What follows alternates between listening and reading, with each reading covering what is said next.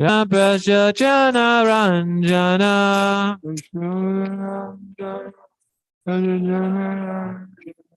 Yashodanandana Prasya Jana Ranjana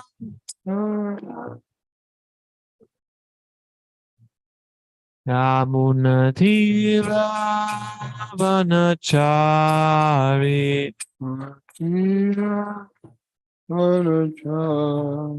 Yamunatira Vanachari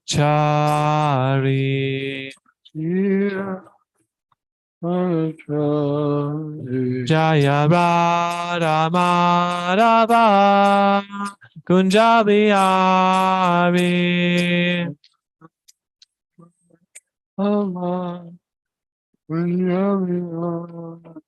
Jaya Radha Madhava Kunjabihari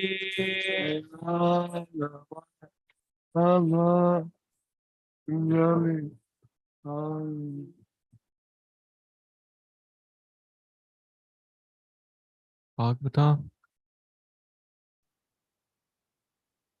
Om Namo Bhagavate Vasudevaya.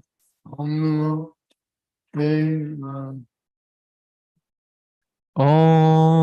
Namo Bhagavate Vasudevaya.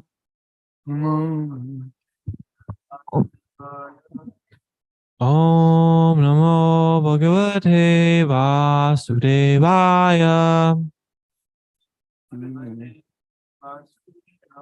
Narayanam Namaskrityam Naram Chaiva Narottamam Divyam Saraswatam Vyasam Tato Jayam Udirayet Nashtapresha Vajreshu Nityam Bhagavata Sevaya Bhagavata Uttama Shloke Bhakti Bhavati Naishtaki.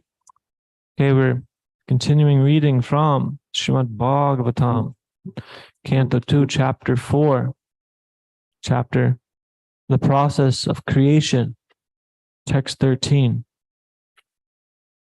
Please repeat.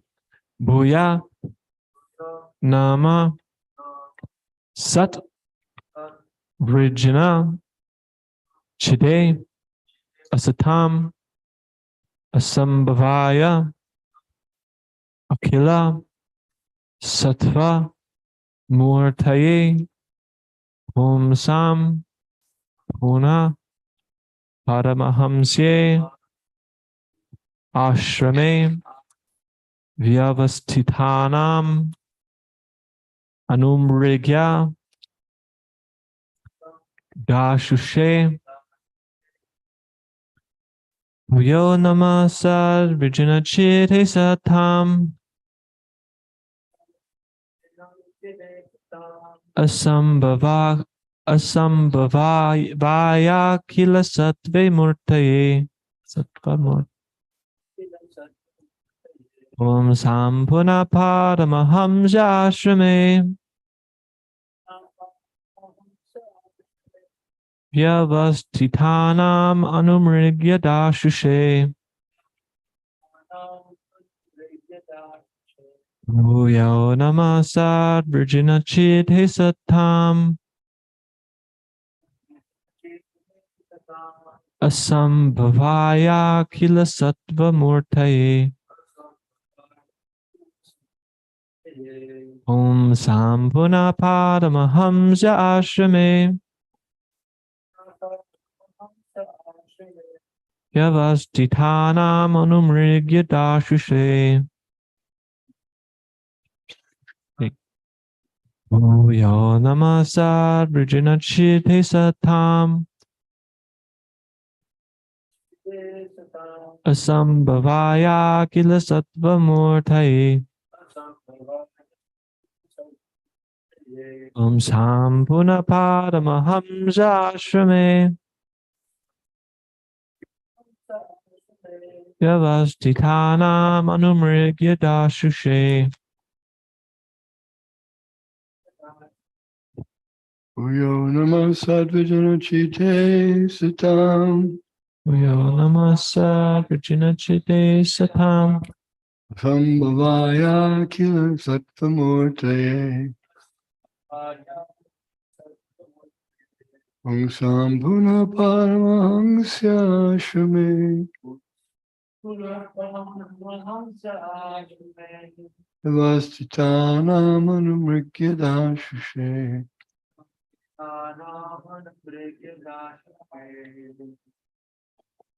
Uyo namasa dvijina chideshatam asambhavaya kila sattvamurtaye Pungsang puna paramahangsya ashrame Vyavashtita namanum rigya dashushe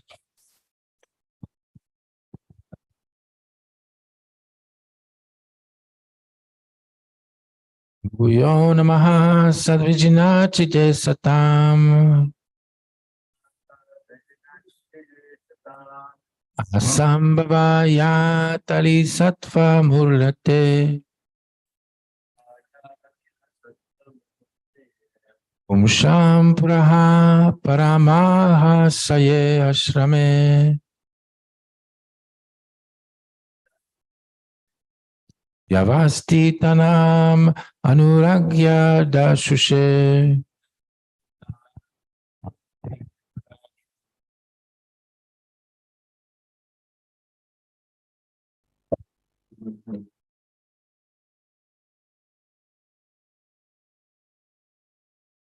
Bhuyo nama sad vijena shides satam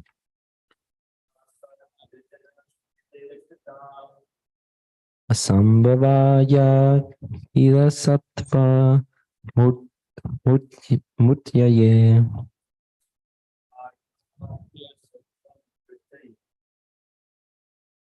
shampuna paramahamsya ashrame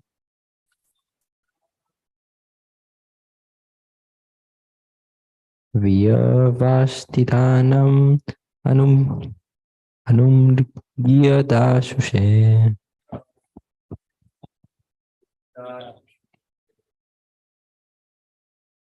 Bhuya Namasad Virginche Jeshatam Asambhavya Kila Sattva Murtaye Pungsang Punang Paramahangsya Ashrame Vyasitanam Anumriyugdashushe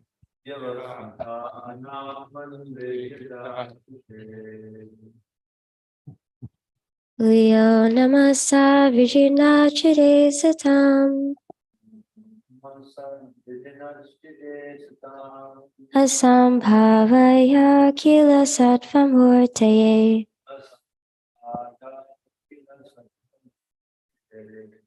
sampuna paramahamsya ashrame yavastitanam anumrigyadashushe.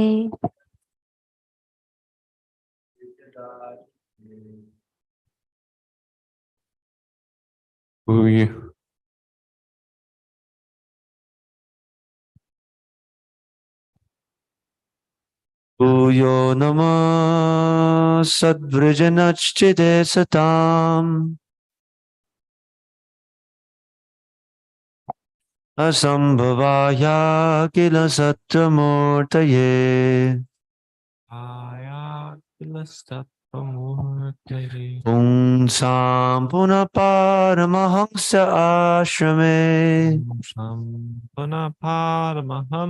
ashrame Vyavasthitanam anumrigyadashushe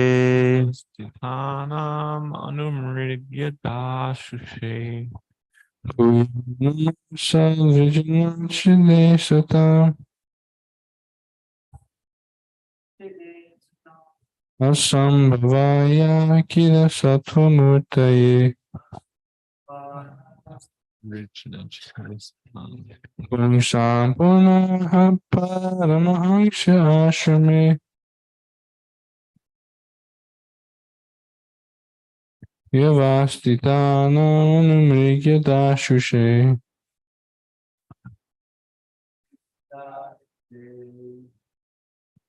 Bhuyaha.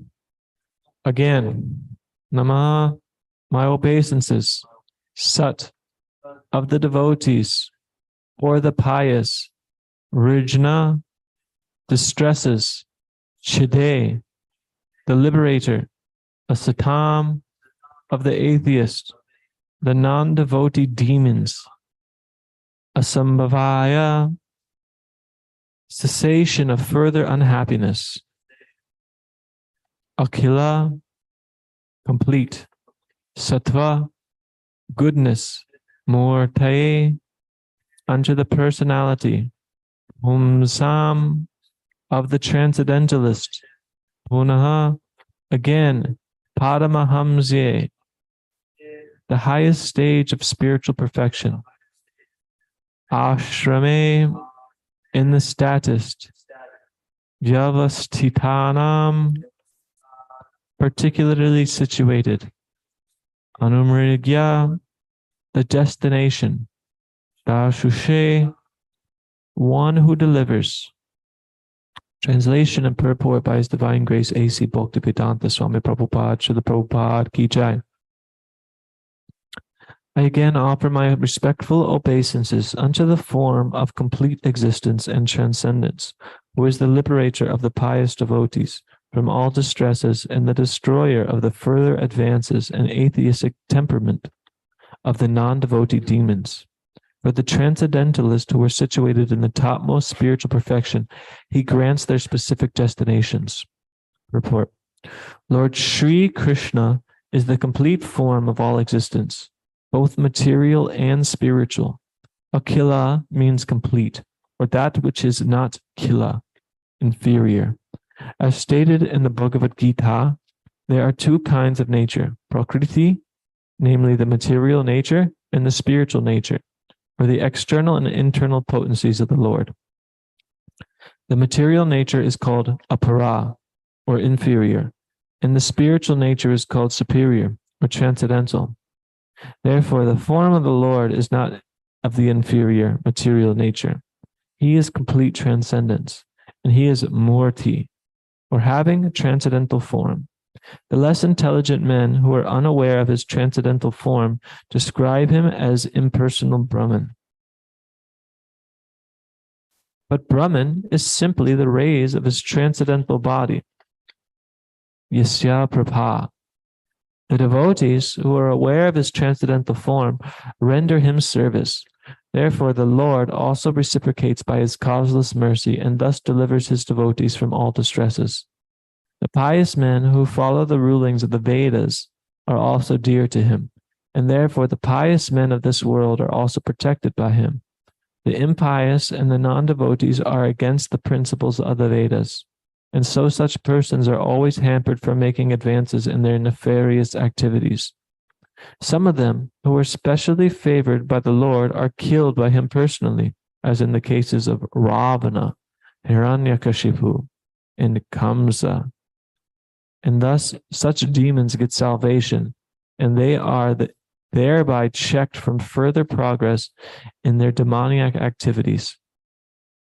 Just like a kind father, either in His favor upon the devotees or His punishment of the demons, He is ever kind to everyone because He is the complete existence for all individual existence. The Paramahamsa stage of existence is the highest perfectional stage of spiritual values. According to Srimati Kunti Devi, the Lord is factually understood by the Paramahamsas only, as there is gradual realization of the transcendence from the impersonal Brahman to the localized Paramatma, to the personality of Godhead, Purushottama, Lord Krishna. Similarly, there is gradual promotion of one's situation in the spiritual life of sannyas. Kotichika, Bahudaka, Privrajagacharya, and Paramahamsa are gradual progressive stages in the renounced order of life. Sannyas and Queen Kunti Devi, the mother of the Pandavas, has spoken about them in her prayers for Lord Krishna, Canto 1, Chapter 8. The Paramahamsas are generally found among both the impersonalists and the devotees, but according to the Srimad Bhagavatam, as clearly stated by Kunti Devi, pure Bhakti Yoga is understood by the Paramahamsas, and Kunti Devi has especially mentioned that the Lord descends, Parichanaya Sadhunam, especially toward Bhakti Yoga to the Paramahamsas. So ultimately, the Paramahamsas, in the true sense of the term, are unalloyed devotees of the Lord. Srila Jiva Goswami has directly accepted that the highest destination is Bhakti Yoga, by which one accepts the transcendental loving service of the Lord. Those who accept the path of Bhakti Yoga are the factual Paramahamsas. Since the Lord is very kind to everyone, the impersonalist who accept Bhakti is the means of Since the Lord is very kind to everyone, the impersonalist who accept Bhakti as the means of merging in the existence of the Lord in his impersonal Brahmajyoti are also awarded their destination. He is assured everyone in the Bhagavad Gita 4.11, Ye yatha mam prapadyante. According to Srila Vishwanath Chakravarti, there are two classes of Paramahamsas, namely the Brahmanandis, impersonalist, and the Premanandis, devotees, and both are awarded their desired destinations. Although the Premanandis are more fortunate than the Brahmanandis, but both the Brahmanandis and the Premanandis are transcendentalist, and they have nothing to do with the inferior material nature, full of the existential miseries of life. We can read the translation again. Please repeat. I again offer my respectful obeisances unto the form of complete existence and transcendence, who is the liberator of the pious devotees from all distresses and the destroyer of the further advances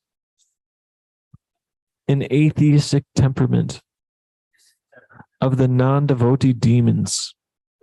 For the transcendentalists who are situated in the topmost spiritual perfection, he grants their specific destinations. If Maharaj is willing, I'd request him to. So, who knows who's speaking right now? Shukadeva Goswami. And what's been going on so far in this chapter? Does anybody know? Does anybody remember? It's easy to read a shloka every day and you kind of don't even get the gist of what's actually happening. So Maharaj Parikshit is inquiring from Shukadeva Goswami about the material creation of the universe. He's fascinated. He's been hearing about the Lord in the first few chapters from Shukadeva Goswami, and now he's specifically inquiring about how the Lord creates the material manifestation, the material universes. And Sutta Goswami is narrating this to the sages at Naimisharanya, and he says in one of the texts, I think it's text 6, or maybe it's earlier.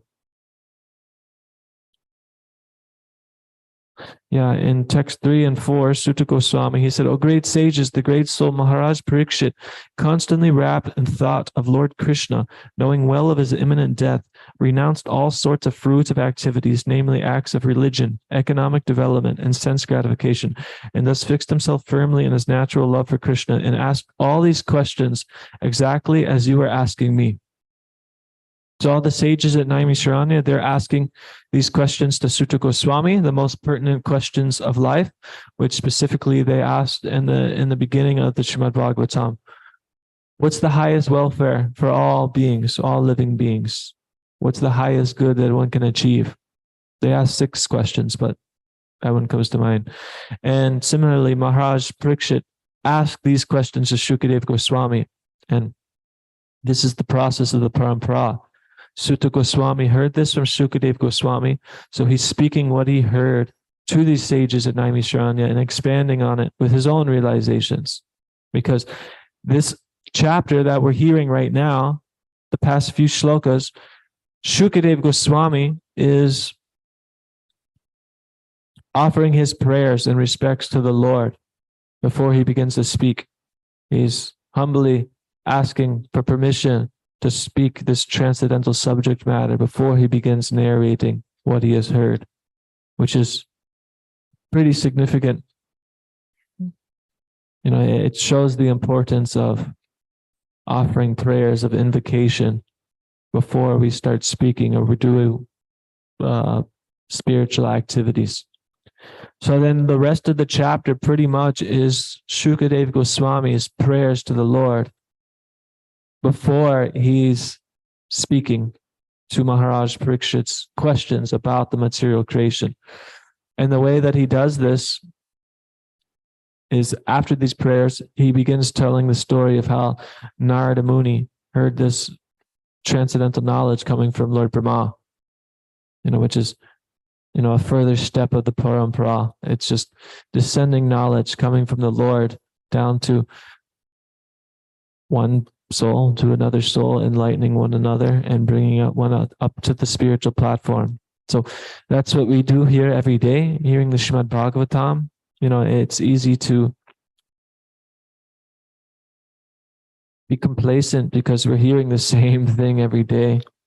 But it's very nice because we hear from one devotee and then we hear from another devotee and we could be talking about the same exact shloka and you'll get a whole different class, a whole nother purport, a whole nother perspective, because the absolute truth is infinite. And then we're all coming from a different conditioned nature. We all have our own realizations. And the more that we can share on them in relation to the text in line with the acharyas, and the more it will broaden our vision of this transcendental knowledge. You know, we can hear, which is nice, and we can repeat, which is nice. Prabhupada, he gave the example that,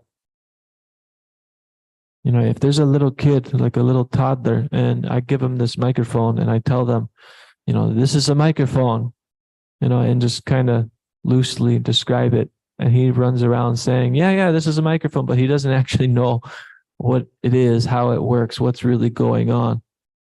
But it's good because he's speaking on the basis of authority, so he's not wrong. So Prabhupada would make this point, meaning that we should hear from authorities and repeat what we hear. But what's better than just hearing and repeating like a parrot is actually hearing and realizing it and understanding it, really thinking about it and seeing it in the world. So then we could share it from our own experience and see how it fits into our life and see how it fits into what we're observing. And then you could see that it's completely factual. And this way, when we speak to others, we can touch their hearts more so. You know, people, they want to be connected with, they want to be related to. So the more that we could find ways to relate the philosophy in a pure way to them and their situation, then it's easier for them to grasp. And on this point of, you know, sharing what we've heard, Prabhupada's purports are so special, so amazing. The more that you read the scriptures, the more you'll see that Srila Prabhupada, every point that he makes, whether it's a paragraph or a sentence or a few sentences, it can be traced back to a shloka. It can be traced back to a certain point within the scripture. And it's almost undoubtedly so. And you know, I've thought about this. Why? How is this possible? I mean, Srila Prabhupada was vastly learned. He knew so many shlokas, but did he know every single shloka? I don't know. So he's not just speaking off of what he knows and heard, but from his realized knowledge, from being properly in line with the Lord, he's not going to speak anything that goes against that. So therefore, whatever he speaks is in line with the scriptures, and you can always verify it. Prabhupada does not speak anything that's against that. You know, it's in Guru Puja every day. we sing Vede Gai Jahara Charito. Who knows the translation of this? Yes, the Vedic scriptures sing of your character. The more that we understand the Vedic scriptures, the principles, all the shlokas, all the wisdom that's been passed down through the parampara, you can see the pure devotees embellish it, and it embellishes them because in one sense they're one and the same. You know, in Mangal Arti we sing Sakshad Dharitvena Samasta Shastra.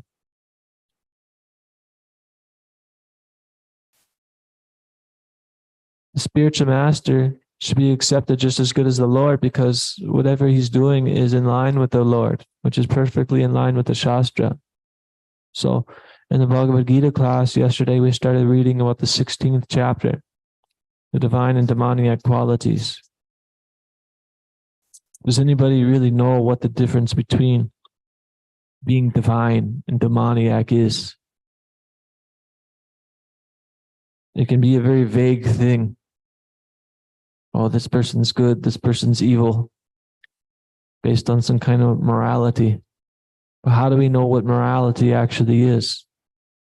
How do we understand what's right from wrong? The difference between the asuras and the suras is following the Shastra, following the scripture. So the spiritual master perfectly adheres to the Shastra, and in this way he's just as good as God because Krishna, he says, Vedaishcha sarve aham eva vedya, Vedanta kridveda ved eva chaham. He says, I am the source of the Vedas. Of the Vedas I am to be known. I'm the essence of the Vedas. I'm the knower of the Vedas. So the whole point of Shastra, of religion, of everything in life is meant to bring us closer and closer to Krishna. But Krishna, being merciful, he gives us free will and we can act however we want. If we want, we could stay in this material world infinitely. If we just want to sit and sleep and not apply our intelligence and focus, Krishna will allow us to do so. It's up to us.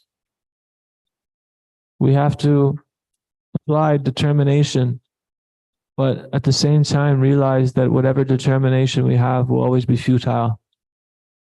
Will always be futile. Why? Because we're dependent on the mercy. We're dependent on the mercy of the Guru. We're dependent on the mercy of the Shastra. We're dependent on the mercy of the Lord. So, you know, there's a great pastime with Lord Damodar, baby Krishna, running around and ultimately getting tied up by ropes by Mother Yashoda. And I always like mentioning in this pastime the point that Srila Prabhupada mentions that so many yogis are trying to capture God by their own efforts, by so many exercises, so much mystical activities, and not even just the yogis, the jnanis, the karmis, everybody in the world is trying to conquer God in some way or form, whether they're aware or not. But Krishna cannot be captured. He can only be captured if he so desires. So he allows Mother Yashoda to capture him because of her intense love and affection and devotion for him. And she ultimately grabs the rope to bind him up. And, you know, it's too short. She gets more, too short, more, too short. Only because of her sincere effort, Krishna allows himself to finally be bound. But each time, you know, his two fingers too short. And the acharyas, they explain that these two fingers, they're representative of our endeavor and the mercy of the Lord. Our endeavor to approach the Lord and reliant upon the mercy of the Lord to allow to be captured. So whatever we do, we have to realize our dependence on the Lord. And Shukadev Goswami, who's a self-realized soul since birth. He's in the womb. He didn't want to come out because he knew the whole world is just filled with Maya and ignorance. It's too degrading. I'm just gonna stay here until I'm, old enough to like properly take care of myself. And then he was 16, and then he ran out to the forest and just lived as a sadhu. So he is a fully self-realized being, fully enlightened. And what's he doing before speaking all these topics on the Lord? He's requesting permission from the Lord to be able to speak. He's offering prayers to the Lord that his words may become potent. Because on our own, what kind of potency do we have? I think Maharaj was mentioning this the other day. Now, I can speak about whatever. And, I can read the Srimad Bhagavatam, I could read the Bhagavad Gita, but I might not be able to speak, or maybe I speak and the words have no potency. But only through the mercy of the Lord, He provides the memory, the knowledge, so that we can actually speak on what needs to be heard, of what pertinence. Otherwise, how easy it is to talk about so much nonsense. You just walk outside on the streets and people are talking about movies and sports and sex and, all sorts of other things. And it's just the modes of material nature.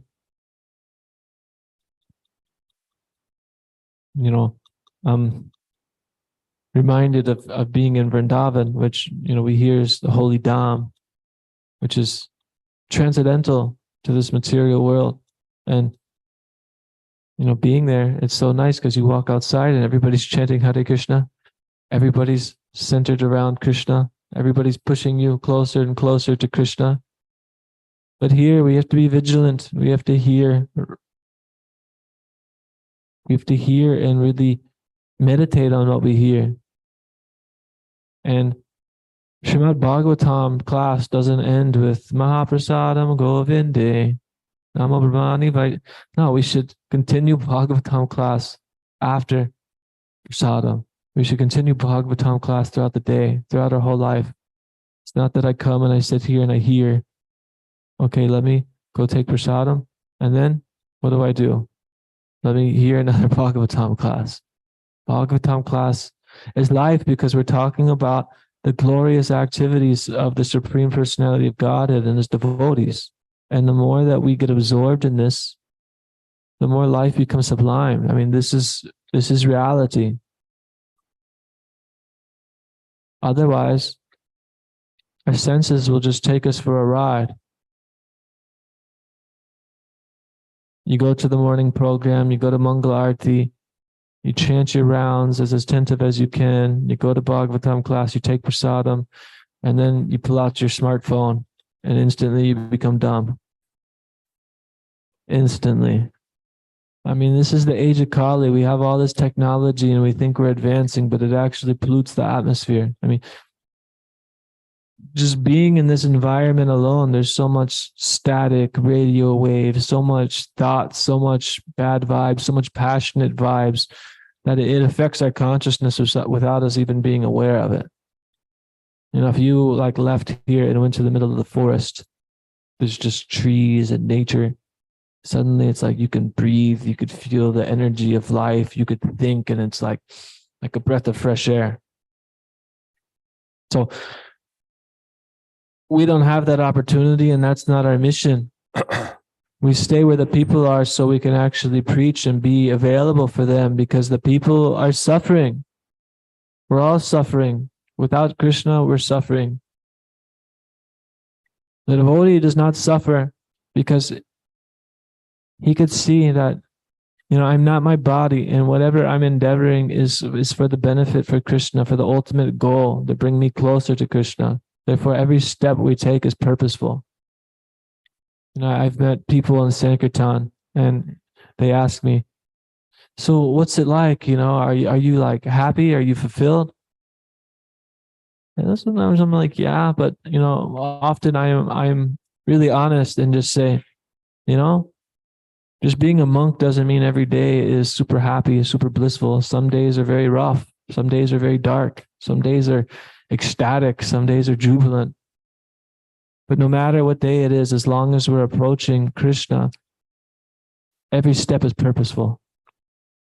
But say if I have a bad day and I approach like my family and I just want to hug, or my dog, go for a walk, or girlfriend, or whatever it may be, it's all temporary. And what will they do? A devotee will try to help us through our problems and see it in light with the scriptures. I remember before I became not even Krishna conscious, but like spiritual consciousness, you have a problem and your friends and family are like, oh, just go watch a movie, go play a video game, or go do some intoxication, or, you need to go get like an illicit relationship. It's always like something here, do this to distract you from your problems, because nobody has the answer to the problems. But the Srimad Bhagavatam has the answer to all the problems. All the problems. And sometimes we hear it and we're like, wow, this is nectar. This is amazing. And sometimes we don't hear it and we don't get it. And it seems like, oh, I have no taste. I don't want to read. But what we should do at the time? We should pick it up and start reading. Because usually you start reading and you're like, wow, yes, it has all the answers to all the problems. So Srimad Bhagavatam is great. It's greater when it's spoken by Shukadeva Goswami. It's greater when it's elaborated on by Srila Prabhupada. And we should hear from the Bhagavatam. We should understand the Bhagavatam. We should question the Bhagavatam. We should try to see the Bhagavatam in the world beyond Bhagavatam class and develop our own realizations so that we can share it more deeply with more people. You come from a background, he comes from a background, he comes from a background. We all have different points of vision that we're coming from, and we can develop realizations in connection with the same absolute truth and be able to share it with different varieties of people in different ways. Krishna has arranged for us to be in a certain situation that we're in so we can please him. And we can utilize whatever we've done thus far in Krishna's service. Even if it is complete nonsense, if I did drugs for 10 years of my life and I have problems with addiction, and you have insight, you have knowledge to this, so therefore you can meet people and you could share transcendental realizations that connect this to help people above that. So whatever that we've done in Krishna's service, there's a way to connect it to Krishna, and it could ultimately be helpful for Krishna, for serving Krishna or others in Krishna consciousness. Is there any comments or questions? Yes, Jagannath Prabhu. Thank you for always being attentive and asking questions. I just had a comment. I have a comment and a question. So you were saying that these people, these materialistic people, they want to involve us into illicit relationships, and I thought that was really interesting because I remember when I had just started spiritual life, I was going to a psychologist because I had some problems with my with my mind. So my mind was giving me a lot of trouble, and my psychologist would say to me, "Why don't you get into a relationship?" And it was always like, especially when I started my spiritual life, even before then, it kind of disturbed me because I kind of thought like, why is she always encouraging me to, engage in, because I knew at that point, that relationships in the material world mean illicit sex. So I was always wondering like, why is she trying to engage me in this kind of activity? But yeah, so I guess she didn't know, but I thought it was really nice. But also, I thought it was really nice, that point you made.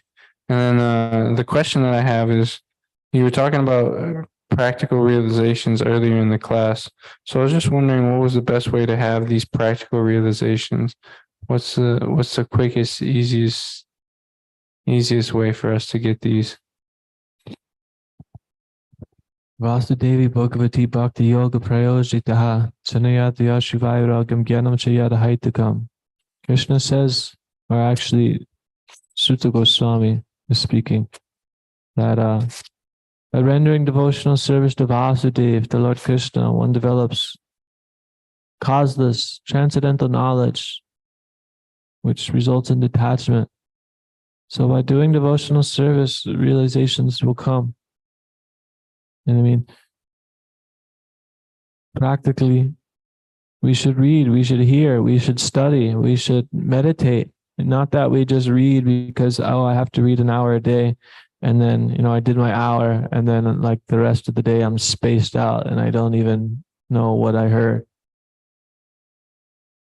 We definitely should read an hour or two a day or 3 or 4 or more and be regular so we could develop better habits. And ultimately, later, if we're consistent, we'll be able to digest it more and more as we become more familiar with how Prabhupada's presenting everything in the Shastra. But from my personal experience, there's been times when I've read like 15 minutes a day and I got more out of it than reading for 2 hours a day, just because like I really absorbed it and really meditated on it.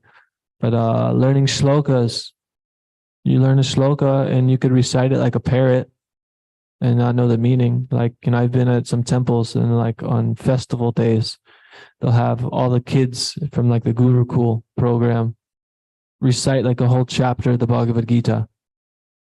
It's very nice. Can anybody here recite a whole chapter of the Bhagavad Gita? But if you go ask them, what does it mean? They have nothing to say. So we can learn shlokas and meditate on the shloka. And the more that we do that, it will take us deeper and deeper and deeper. These like shlokas are like weapons against Maya, especially when you're out in Sankirtan. You're walking around, you're kind of mental. Should I approach this person? Oh, I don't know if I should approach this person. But if your mind is just like replaying all these shlokas, they come up and then it forces you to take shelter of them and meditate on them much deeper and see them actually in what you're experiencing.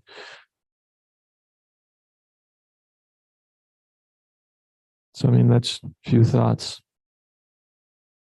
Yes.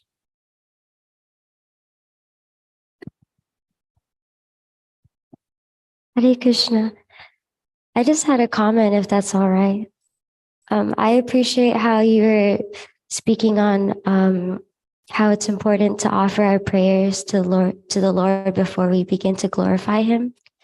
And I was beginning to recognize this after so many years of reading the Bhagavad Gita, of how Arjuna is also doing that all throughout his conversation with Krishna. And in that way, he's actually able to understand what Krishna is telling him because of his submissiveness and humility of just, yes, you're the supreme, I accept that. And so I just appreciate that you commented on Shukadev Goswami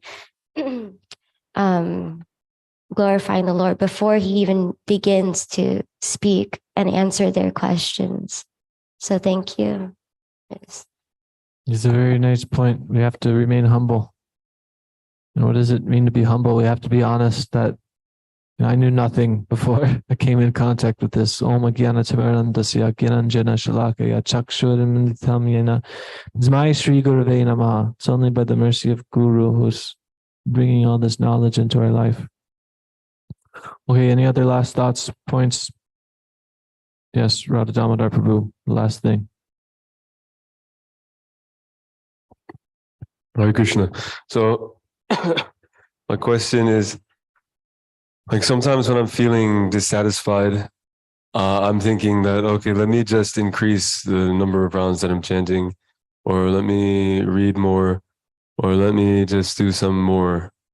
But then I notice, well, okay, the results of my practice they're completely dependent on the mercy of Krishna. So that doesn't necessarily mean that if I just do more that I'll get the mercy. But I'm just wondering how exactly do we, get the Lord's mercy? I mean, when Krishna speaking to Arjuna, Arjuna doesn't end up just sitting there and waiting for his mercy. Krishna tells him to act. So similarly, we have to act, and we have different natures. If we have a very nature that's energetic, I have a lot of energy, then I need to use that energy in Krishna's service, or I'll never feel satisfied, because then I'll be sitting around all day trying to read all day and doing this. But I have more of a kshatriya nature. I want to go out and do this. I want to do this. And then if you are engaged proper to your nature, it's much easier. Or if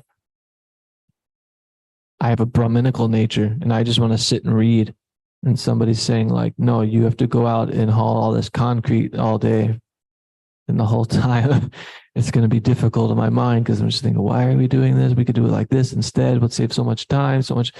So we have different problems, but practically we need to fill our day more and more. And when we first come, first chanting 16 rounds seems impossible, but then you start doing that, and what do? We increase more and more. You go to the whole morning program, you read throughout the day, you go on the Sankirtan more and more. So with anything in life, you have to increase it. So with Krishna also, we have to increase our service. Krishna demands more and more, actually. It's a really nice point how Prabhupada, he said when he first came to America, he was joking with his disciples, and he was saying how, he cheated his disciples basically, because he came and said, all you have to do is chant Hare Krishna. That's all you have to do. But then by everybody chanting Hare Krishna, they got this higher taste, and then Prabhupada started, implementing all these different things. Next thing you know, everybody's shaved up, wearing dhotis, more regulative principles, brahmanas. So that's kind of the process, is we come into it, we're okay, this is nice, this is cool, I like the philosophy. And one last thing I'll say is, when I first came to the temple, one of my first big realizations was that everything we do, we're going from one hobby to the next hobby, or one relationship to the next relationship, one interest to the next interest, and it brings us satisfaction for some time, but then it gets boring, so then we look for the next thing. So similarly with devotional service, we come in contact with the devotees, with the Bhagavatam, with the Gita. We're yes, this is awesome. This isn't. But then sooner or later, it's is this it? I got used to it. I'm used to doing all these things. So we have to go deeper. We have to go deeper. We have to go deeper. Study shlokas, learn the mridanga, learn more mantras, learn the harmonium, learn more kirtan, learn how to distribute books better, learn more scriptures, so on and so forth. There's unlimited ways that we can engage, and if we don't know, we can ask senior devotees, and they surely can help us. Okay, Srimad Bhagavatam ki jai, Srila Prabhupada ki jai, Shri Gaur Nitai ki jai, Jai Gaura Premanandi Hari Hari Bol, Vansha Kapatarubhyas Chakripa Sindhubi Vachapatitanam Pavnebhyo Vaishnavebhyo Namo Namaha.